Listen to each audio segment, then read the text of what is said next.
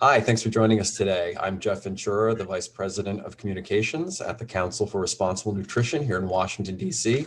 And I'm delighted to have with us today Susan Hewlings.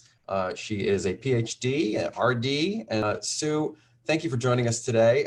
We're so excited to be talking to you about supplements, obviously, and more specifically about the link or the purported link between supplements and eating disorders. And there's been, I think, a lot of confusion out there about the implication of supplements as it relates to disordered eating. And I wanted to just kind of talk to you and maybe clarify some of that confusion for the folks that are out there wondering what it all means.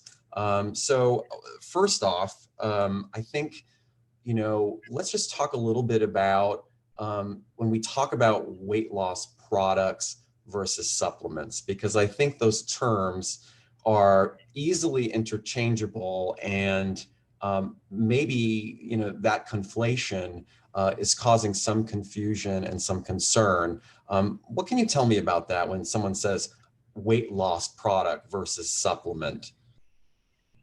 Well, yeah, I agree. I think there's been some confusion on multiple levels related to the term diet pills or weight loss products. Right. And in some of the things I've read surrounding this issue, several different categories of products have been lumped together.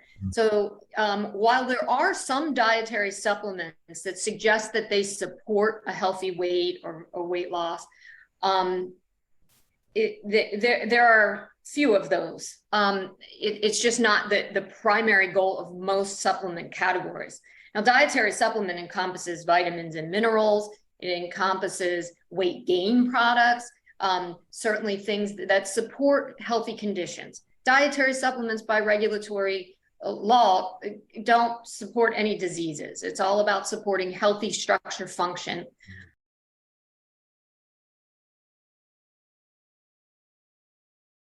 And the thing is that in order to truly address eating disorders, we have to address the fact that it is a multidimensional, complex issue. In other words, if you look at the risk factor literature, which again gets connected to the prevention, because in order to prevent something, you have to understand the risk factor literature. Right. Just like when we talk about heart disease prevention or cancer prevention, we look at the risk factors before we develop prevention efforts. In eating disorders, we have to look at the risk factors, and they are multidimensional and complex. Mm-hmm. In addition, eating disorders occur with several comorbidities. So they often co-occur with psychological issues, such as anxiety disorder, and depression and other issues. So to boil it down to one thing, to suggest that dietary supplements cause eating disorders is remiss.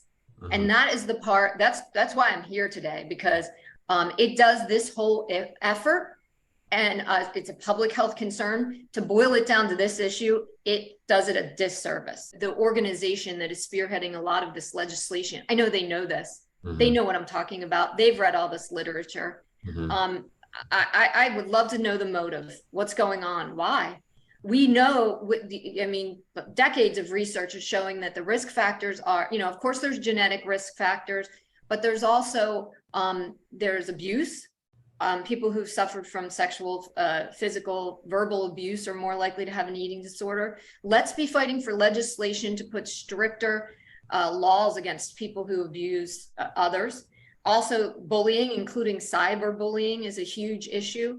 Let's be talking about that. Let's look at legislation to get ahead of the ways in which people abuse others. That's a huge risk factor here. Also, again, mental health.